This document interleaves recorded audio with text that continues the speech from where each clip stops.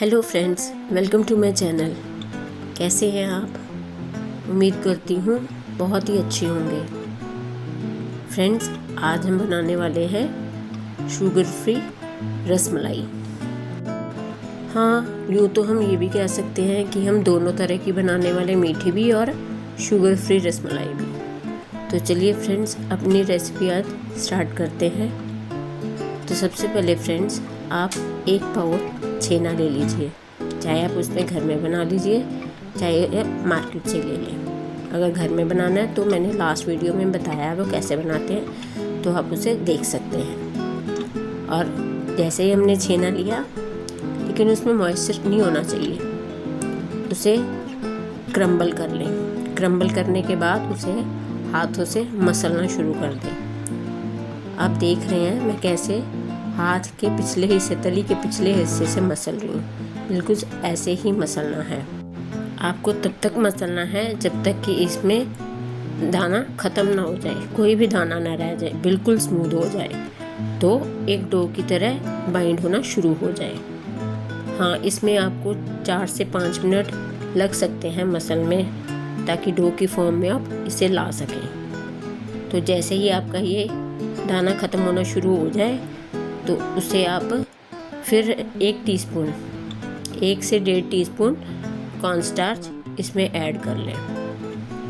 Cornstarch add करने के बाद उसे अच्छे से मिक्स कर लें। मिक्स करने के बाद भी आपको इसे 2 या 3 मिनट के लिए मसलना है। और हाँ, कॉर्नस्टार्च आपको इन बिटवीन ही ऐड करना है, पहले या लास्ट में नहीं। जब आपका छेना डो की फॉर्म में रेडी हो जाए, तो उसे आप 2 मिनट के लिए साइड में रख दें और पहले गैस पे दूध चढ़ा लें, ताकि उस पर बॉयल आ जाए और तब तक वो रसमलाई का दूध रेडी हो जाए। ठीक है, उसमें आप केसर डाल लें, इलायची पाउडर डाल लें, आपको जो अच्छा लगे, या उसमें कोई एसेंस डालना हो तो वो भी आप डाल सकते हैं, जैसे कि गुलाब का एसेंस। फ्रेंड्स, मैंने तो छेना के बॉल्स बनाने के बाद, मतलब रसगुल्ले बनाने के बाद, इसको शेप देने के बाद ही दूध गैस पे रखा था, तो उससे मेरा दूध, रसमलाई का दूध ठंडा नहीं हुआ था। तो इसलिए आपसे यही सजेस्ट करूँगी कि आप पहले उसे गैस पे चढ़ा लें, उसमें केसर, इलायची पाउडर डाल के उसे अच्छे से करने दें, लेकिन उसे लो फ्लेम पे रखें। लेकिन उसे गाढ़ा नहीं करना, उसे पतली सी कंसिस्टेंसी में ही रखना है, क्योंकि रसमलाई का दूध तो पतला ही होता है, तभी तो उस रसगुल्ले उसमें से दूध सोख कर सकेंगे। हमें रबड़ी तो नहीं चाहिए जो ऊपर से डाल के खानी है। साथ में हमारे रसगुल्ले हैं भी तो शुगर फ्री, तो जिसे फिर मीठा सोख करने में ज़्यादा टाइम लगेगा ना। आज की रेसिपी स्पेशली उन लोगों के लिए है जो तो हेल्थ कॉन्शियस होते हैं या फिर डायबिटिक्स होते हैं। तो देखिए फ्रेंड्स, हमारे छेना के रसगुल्ले बॉल्स बन के रेडी हो चुके हैं। और साथ में रसमलाई के दूध के लिए मैंने दूध को भी गैस पे उबलने के लिए रख दिया है। साथ में मैंने इलायची पाउडर डाल दिया और कुछ केसर के स्ट्रिंग्स डाल दिए।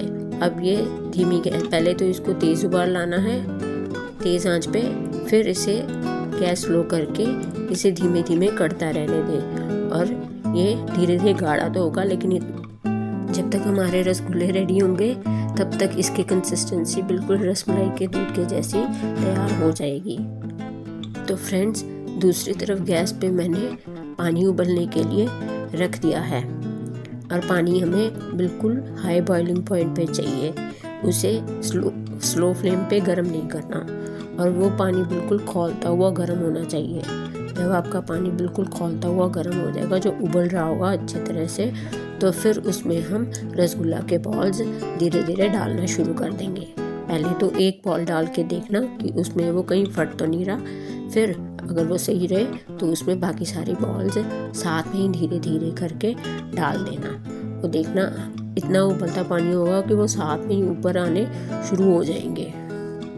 लेकिन उसमें रसगुल्ले बिल्कुल ध्यान से केयरफुली डालिए, ताकि उसका जो उबलते पानी के छींटे आपके हाथ पे ना पड़ें। बड़े आराम से, कोई जल्दबाजी नहीं करनी, क्योंकि पानी बहुत गर्म है, तो इसलिए बिल्कुल ध्यान से काम करें। आप देख ही सकते हैं कि कैसे मैंने एक डाला और 1 सेकंड के बाद ही वो ऊपर आना शुरू हो गया। तो इसलिए उसमें मैंने सारे ही धीरे धीरे करके डाल दिए। तो आप देखिए इतना बॉइलिंग पॉइंट है, जब सारे इकट्ठे हो गए तब भी वो एकदम से ही एक एक करके ऊपर आने शुरू हो गए। फ्रेंड्स, आपको इस बात का ध्यान रखना है कि जैसे भी आप रसगुल्ले डालें, पहले 2 मिनट बिल्कुल हाई बॉइलिंग पॉइंट पे उबलते पानी में ही रहने दें। उसे गैस की फ्लेम को स्लो नहीं करना। 2 मिनट बिना लिड के कवर किए उसे ऐसे उबलने दें। फ्रेंड्स, जैसे ही 2 मिनट वो ओपन कढ़ाई में उबल जाए, फिर उसे कढ़ाई को या कोई भी बर्तन हो उसे लिड से कवर कर दें और उस लिड से कवर करने के बाद 10 मिनट तक, बिल्कुल 10 मिनट तक उसे उस पानी में उबलने रहने देना है। आप 10 से 12 मिनट का तो टाइम कर सकते हैं, लेकिन 10 से कम मत रखिएगा टाइम उसे कवर्ड लिड में उबलने के लिए। आप देख ही सकते हैं कि मेरे रसगुल्ले की बॉल्स कितनी छोटी छोटी थी और देखो फूल के कितनी मोटी हो गई हैं। और जैसे ही वो फूल जाए, 10-12 मिनट आपका टाइम ओवर हो जाए, तो आप उसे एकदम से बंद मत करना।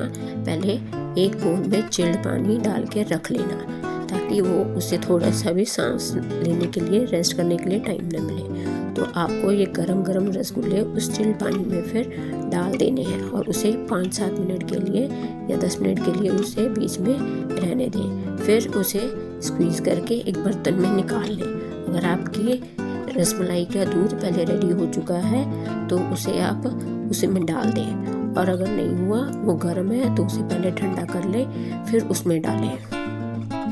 फ्रेंड्स, अगर आपने शुगर फ्री रसमलाई बनाई है तो फिर आप वो ठंडे दूध में जो शुगर फ्री पाउडर होता है वो उसमें डाल लेना। वो भी 40-50 ग्राम डालना है। वो जो उसमें छोटे चम्मच होते हैं, छोटा स्पून होता है, उससे आपको 8 से 10 चम्मच नाप के डालने हैं। जो बड़े वाले हमारे नॉर्मल स्पून होते हैं घर में किचन में, वो उसके मेजर करके नहीं डालना है। फ्रेंड्स, मैंने तो दोनों तरह की ही रसमलाई बना ली, शुगर फ्री और मीठे वाली भी।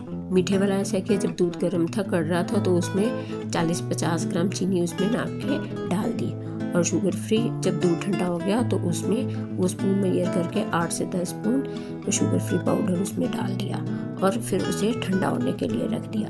फ्रेंड्स, इस बात का ध्यान रखें कि हमारे रसगुल्ले बिल्कुल फीके हैं और उसे ज़्यादा देर कर आपको भिगो कर रखना पड़ेगा दूध में, ताकि वो उसमें सारा मीठा चला जाए। अगर आपका ऐसे नहीं होता तो आप क्या करें, जो रसगुल्ले हैं उसे टूथपिक से थोड़ा थोड़ा प्रिक कर लें और 2-4 घंटे के लिए उसे रख दें, तो आपका वो बिल्कुल मीठा ही बन जाएगा। बिल्कुल मीठी शुगर फ्री बन जाएगी, वो बिल्कुल फीकी नहीं रहेगी। प्लीज़ मुझे कमेंट करके बताइएगा कि किसने शुगर फ्री बनाई और किसने शुगर वाली। Thank you for watching my video.